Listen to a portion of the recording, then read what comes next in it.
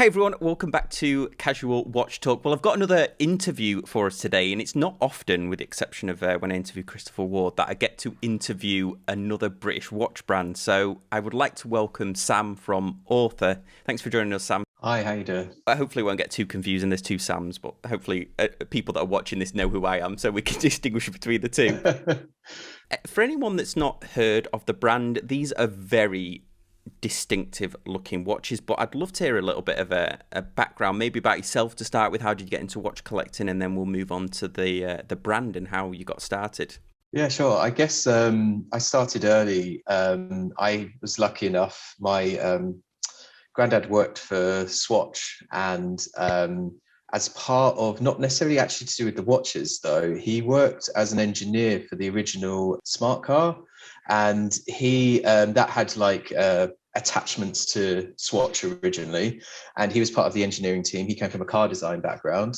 And I then came, he used to come back from Switzerland with all the original Swatch watches, all the pop watches, all these colourful things, and I used to collect them. And then eventually I went to university. I studied car design, similar to what he did. And then I fell into product design when I was there. And my first job was as a watch designer. And that's when the love of watches really took on a next level, because up until that point, again, I was just following, what I was doing when I was collecting Swatch watches. So I moved on to G-Shock. I moved on to anything that I could afford, and then eventually became a watch designer for a company in Birmingham, which was the first step into watch design. Yeah, people forget that about the smart car, because wasn't it Swatch and Mercedes at the start? It was, yeah, it was Swatch and Mercedes at the start, and he obviously wouldn't come home with and show me off what he was doing day to day, but he has a loft full of old drafts of the original concepts and prototypes, and it's just so beautiful to see these things. And I just remember as a kid getting so excited, actually being allowed to see the drawings he'd come home with. We're looking at like the prototypes of the Mondeo and other contracts that he was working on, and it was just always stuck with me that now I can absolutely apply that passion in my actual job. When you contacted me the other day, this was the first time that I'd heard about the brand, and I think what intrigued me about them is the very distinctive style.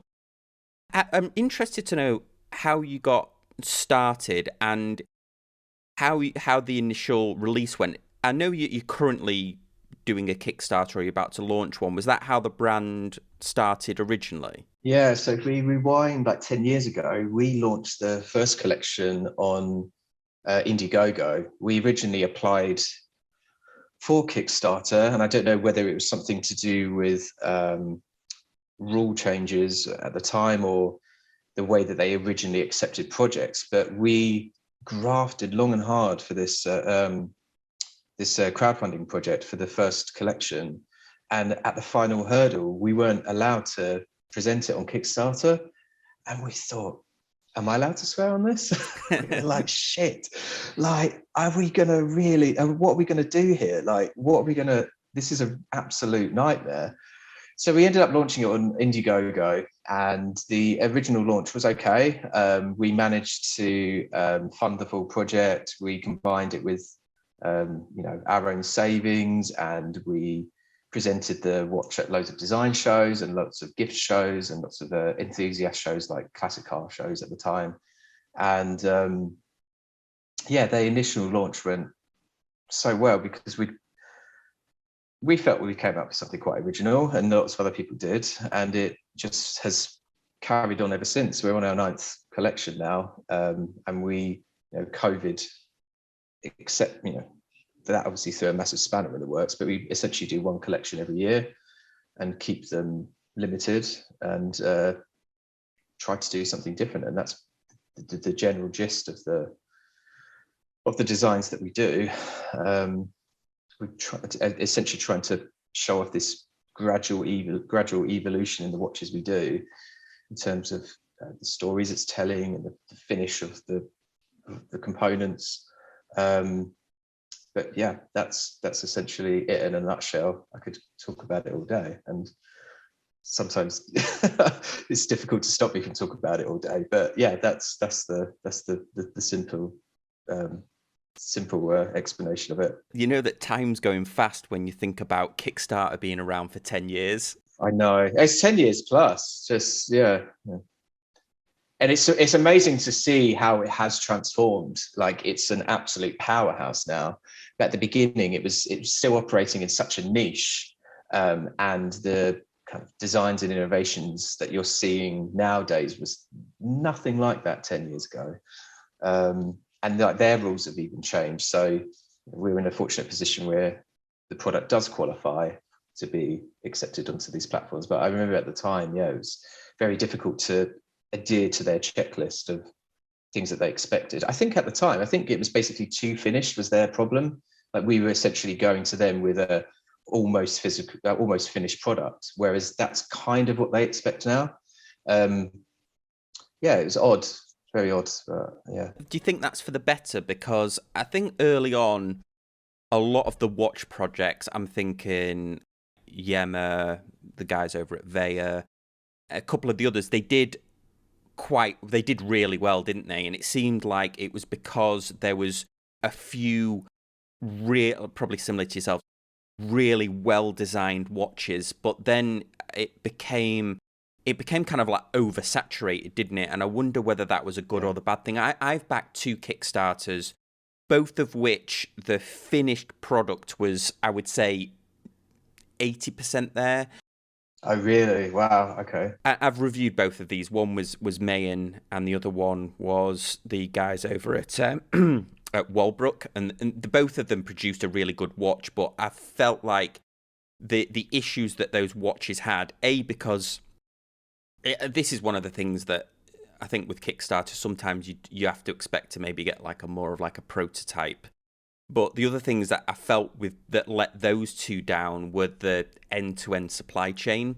I felt like the vision was there, but maybe their suppliers let them down. So Mayan had like a funny crown, and then the Walbrook team went with I think probably the entry-level Miyota movement, and it was just really noisy when it got it. The case wasn't, you could really hear the rotor in, and the movement that they used was the non-hacking one, so it wasn't, I don't think it reflected the price of the watch. But can you talk to me about that? I mean, your first watches, how much of did you have to outsource the entire process, and then how does the process work now? But I guess from the early watch, did you have somebody else manufacture it? Or?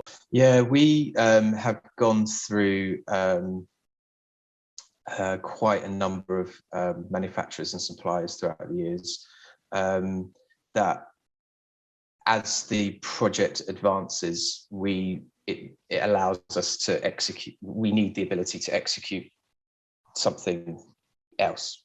It kind of we finish this watch over here, and then all of a sudden it opens the gate to looking at doing this and this now. So the very first watch, we didn't even do an automatic, it was a quartz. Every single, and that was purely down to financial reasons. We weren't in a position it's not like we were sitting on a lot of capital that we could invest straight into producing the exact watch that we wanted to do. I'd say only until recently that we are producing the pieces that we would love to have done from the very beginning, but it was what we could do at the time, and we thought we've got to launch this somehow and get our ideas out there. So it wasn't until our third collection where we basically started introducing automatic movements. And it seems crazy now because all of our watches are automatics, and it's a fundamental part of our brand. And it's not to say that we still get a lot of interest in the quartz. There's interest across our entire collection still. But we have managed over we want to keep, we've never had the ambition to grow this brand into thousands and thousands and thousands of units every year, and we keep it small. And so we need to work with people that can cater for that. And we've combined manufacturers from the Far East with manufacturers in Switzerland, and even manufacturers over here when it comes to the tool making for our straps. We we now know who does what the best at the price that we need to produce it for. And so when then those components come to the workshop, we're comfortable that we can stick to critical paths that we've published from 12 months ago to people on Kickstarter, for example, where I know that John, who's my business partner, who works actually in front of the assembling watches all day, those errors have been ironed out now. We know that as those pieces come to the workshop, 99.9% of the time they're perfect because they've gone through 12 months of development. And there's never a problem when it gets to that fire. I mean, with the exception of last year, we had a fire next door to our unit. It was nothing to do with us, but we thought, oh, we've got this covered. It's so streamlined now. We've got this beautifully well-oiled machine. And I think it was like the month before Christmas, this like event occurred, and it basically put us back 2 weeks. But fortunately, we'd already absorbed that time. Like, we've published this critical path that could cater for that. So we knew that as these components were coming in, it's like, okay, they fit, they're fine, they work. We test them, they ship, and it's been like that for a number of years now. Probably at the same time we moved into the larger premises that could cater for all of the processes that we need to undertake. That's it. We allow it to grow every year. So any new capabilities that we need to either explore or start introducing into our watches, we'll go to the people that we work with, and we increase our network and find other places to help us. But we've been pretty happy with our current setup for I'd say about 3 to 4 years now. So how much of the process is done in the UK? I know this from speaking to other brands. It's here in the US as well, where assembly is done in the countries, but a lot of the actual machining and the tooling of the movements and all that's obviously moved away. So how much of the process can you do in the UK? And also, is that important to you that there's more done over time, or are you happy with the current setup? No object on the actual case itself is manufactured in the UK. We will build those individual components, and we will engineer those ourselves. So we produce technical drawings, we sketch, when it comes to things like the strap manufacturing, we will take care of that ourselves. We are actively producing a prototype watch with the same individual that produces our tools to assemble these watches, to actually build a case ourselves. That's the ambition. So the ambition is to have a watch. It's almost like we've catalogued this heritage of timepieces over the last 10 years, that the ultimate goal is to get to a position where we say, okay, this is our dream silhouette at the end here. And also, by the way, we've manufactured every single component of this watch ourselves, and we've built it ourselves. We'd never get, I don't think we'll ever get into a position where we can manufacture the movements ourselves or assemble the movements ourselves, because of the price point and the area of the market that we're operating in. But I can certainly see us getting to a point where we can manufacture the case and have it tested to the specification that we want it to. And that's almost like not exactly a secret project that's going on, but it's almost been like a development alongside the watches that you see out there. And whether we produce that in the guise under the same brand, or whether we put it to one side so we can almost have like two distinct areas of watch building, remains to be seen. But yeah, that's always been in active development. It's just hasn't been ready to kind of be showcased yet. To your most recent range that you released, what a lot of these watches might not necessarily be my personal style, but there is no doubt that these are incredible designs, aren't they? Nobody could say that these are like a homage of another watch or anything along those lines. No, absolutely not. The last range was the 1973 watches, or number 1973. I love the offset crown, obviously very industrial looking. How did this range go, and what was the design choices or the inspiration behind this particular model? We've basically got to a point where we every year we gather our thoughts and try to find a starting point. This happens usually around September time, when we think, okay, well, the structure of the brand is centered around decade by decade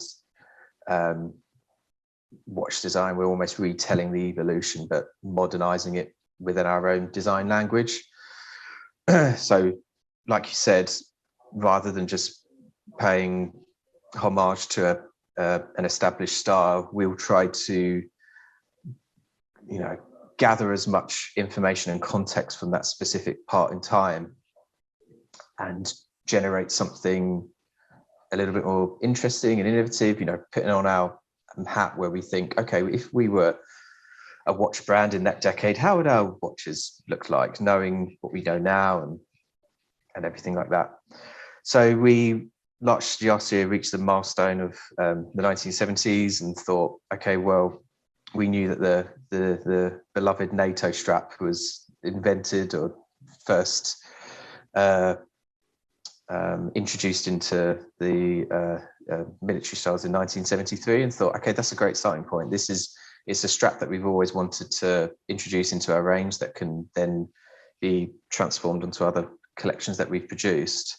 And then from there, we thought, okay, well, we've looked at styles that we've done in the lead up to that. We've done everything from racing to aviation and military and cushion cases, you name it, and thought we need to produce a diving style. So let's get to work and start generating these ideas centered around that. We're in a fortunate position where we are a micro brand, and there are 4 of us operating within the business as we speak, and we like to push the boundaries of design. So we don't want to just look at a diving watch from the 70s and thought, well, we're just going to put our logo on that style and there we have it.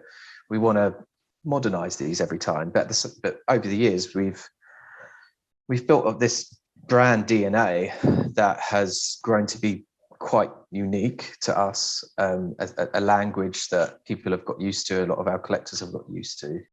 So we're kind of treading in the territory now where not anything goes. We still need to pay reference to the styles of that time, but we effectively want to do whatever we want to do. We want to use the colors we want to use. We want to use the materials we want to use. If something looks right and something feels right, then that's the direction we usually tend to go down.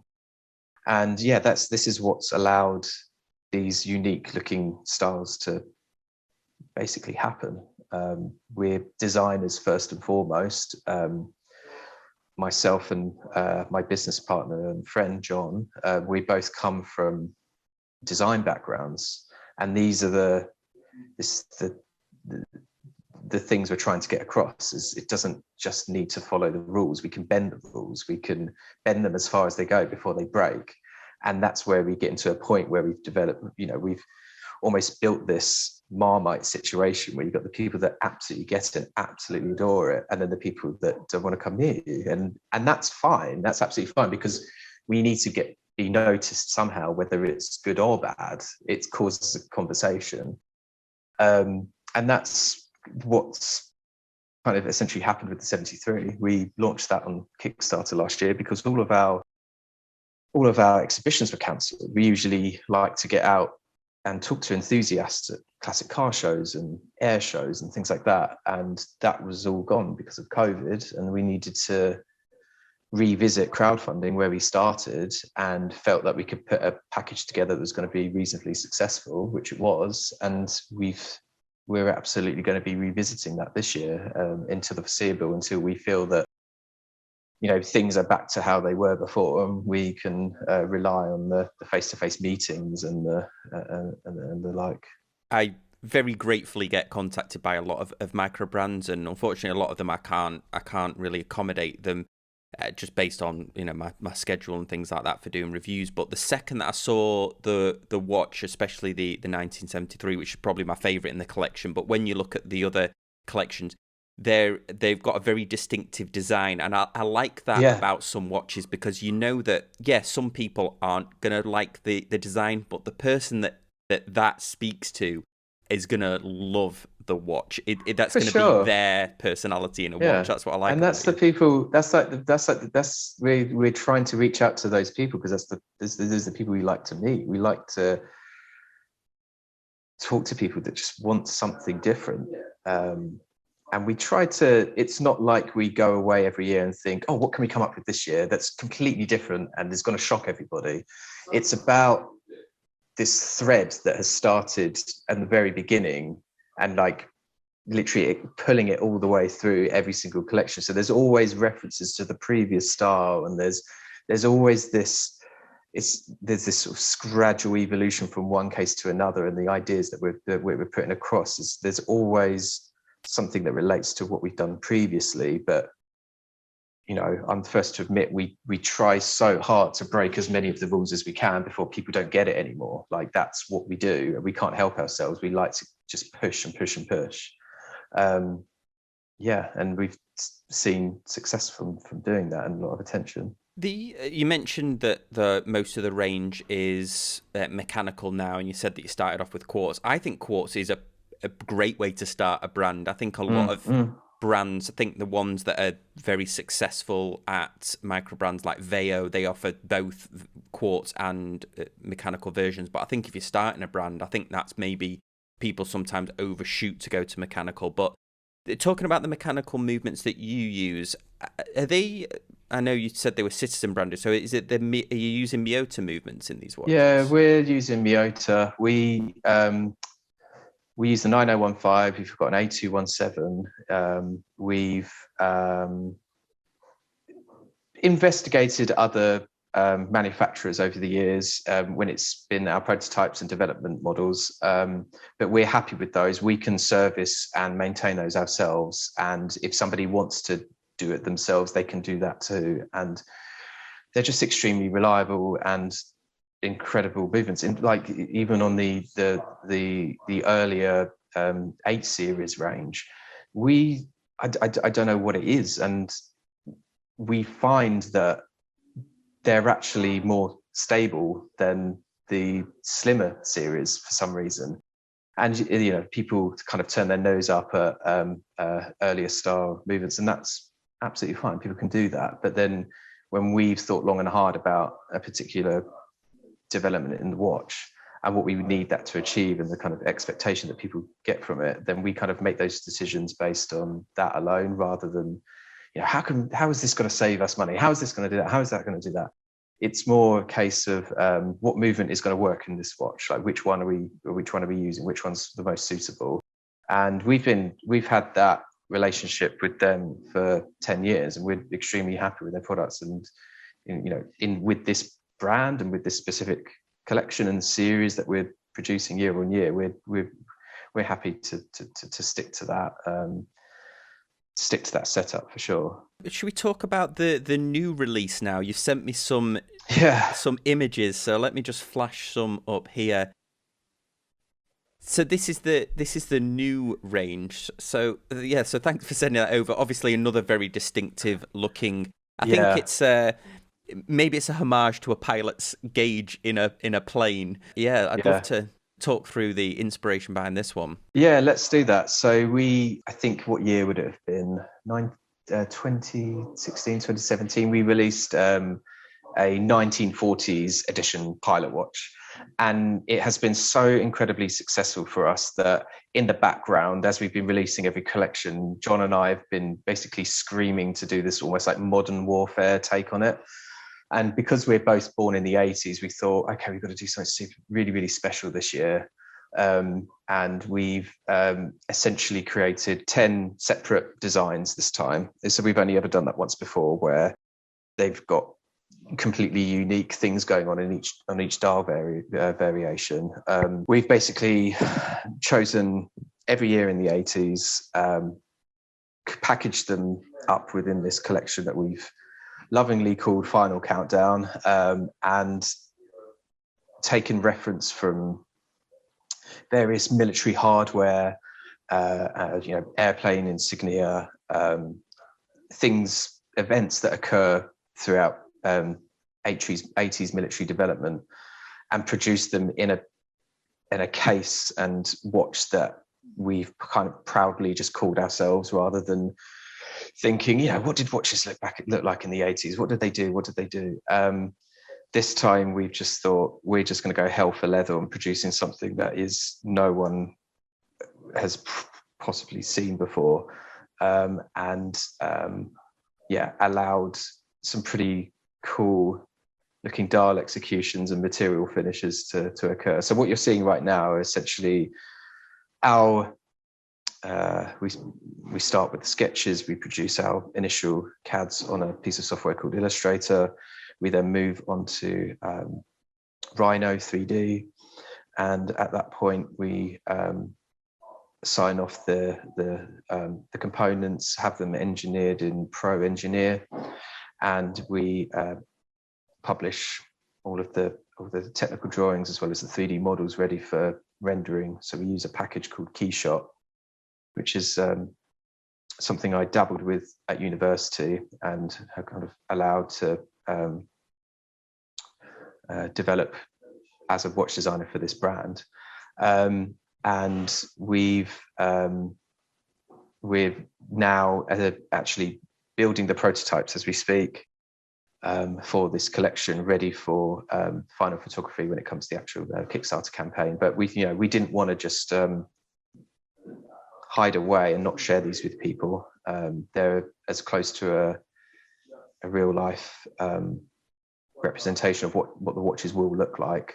I'm pretty confident that our critical path is sort of built to reach the quality that people have come to expect from us now. There was no reason for us not to start sharing these drawings with people. So every September we sit down with our followers and say, okay, well, what do you want to see this year? These are the designs we're thinking, and they've put their thoughts across, and we spend months and months developing this collection with them, and we share these ideas to watch forums and Facebook groups and all these kind of things. And it's become a lot more full on every year, for sure, that's for sure. And you get a lot of reaction to them. Let's just say that. You've got to remember you're sharing these to everybody. So as much as people love them, people hate them, and that's fine. And that goes back to what we were saying earlier. Like, we're not purposefully going out there to annoy people. We need to be different to be noticed. And it's nice when people do turn around and say, oh my God, that is amazing. And because they've never seen anything like it before. And that's what we're trying to tap into. I'm amazed at this, that you think the watch collecting community has strong opinions on things. This is a complete eye-opener to me. I have to say, it's out of my comfort zone, because I don't like reading reviews. I don't like reading comments.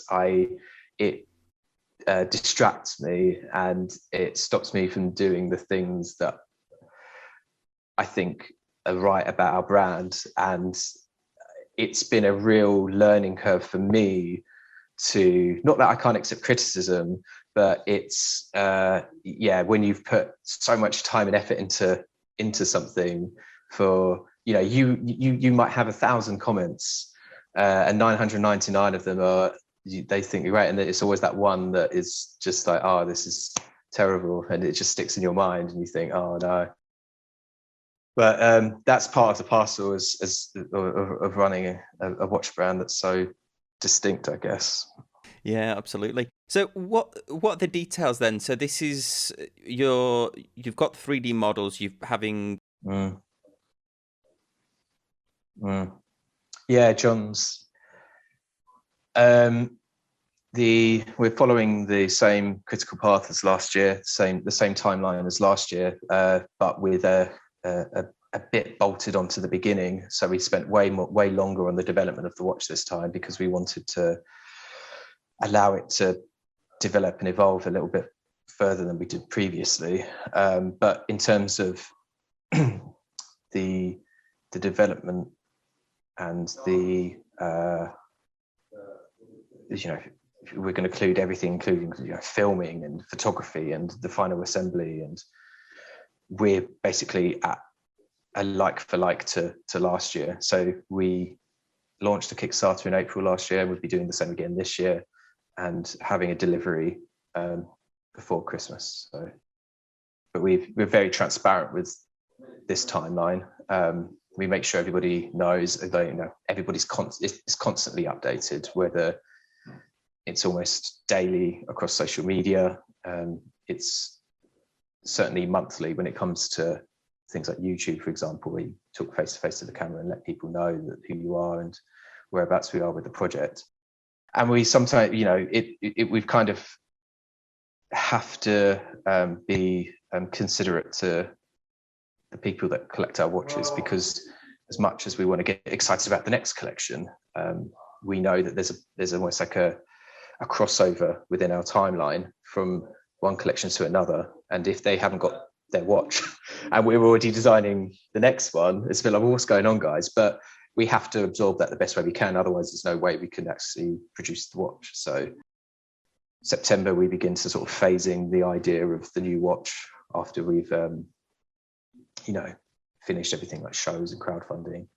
But we'll only ever share sketches. And then the real excitement happens post-Christmas when we start discussing the new style. Notice you're a member of the British Watch and Clockmakers Association. I'm just interested to know like how important that is to you and why you decided to join, because it's amazing to see the number of brands on there. I know it was Christopher Ward was pioneered this with Roger Smith and a few others, but just talk a bit about why you're part of it and why it's important to be a member. Every example on that website, they do something different, and they add something to the industry. When they first approached us to say, we want to feature you, we absolutely jumped at the chance. And I think it's basically allowed every brand to present what they're best at in a really nice way. And when it comes to seeing this in action, the reasons as to why we wanted to be on there and what it's brought us, comes from knowing where visitors from our website come from. I see it all the time, links to British watchmakers from visitors coming from that avenue to come look at our website and explore. I just feel like we're all of a sudden part of a club. We were quite focused on, because we're different, or I like to think we produce designs that aren't just run of the mill. We kind of not exactly isolated ourselves in a way, thinking we're not really like them, we're not really like that. But then we kind of slowly learned that, well, actually we all do different things. Like this brand over here does that, this brand does that, this brand does that, and you look at that list and it's so diverse that we feel, we want to be part of this club where we're all allowed to do what we want to do. And that was essentially why we wanted to join. And it's nice to have their support and encouragement. And it's not to say that we're in constant communications with each other, but like whenever anything's new happen, there'll be like one of the first, if not the first people to know about what we're doing. And it's just nice to for us to link to them and for them to link to us and champion what each company is doing in this country is quite a nice feeling. Sam, really appreciate you joining me. I'll leave a link to Author brand in the description down below, but thanks for joining me. No, thank you. It's been great. Thanks very much. Appreciate it. Thanks for watching and listening, and I'll see you next time on Casual Watch Talk. Thanks, guys. Bye.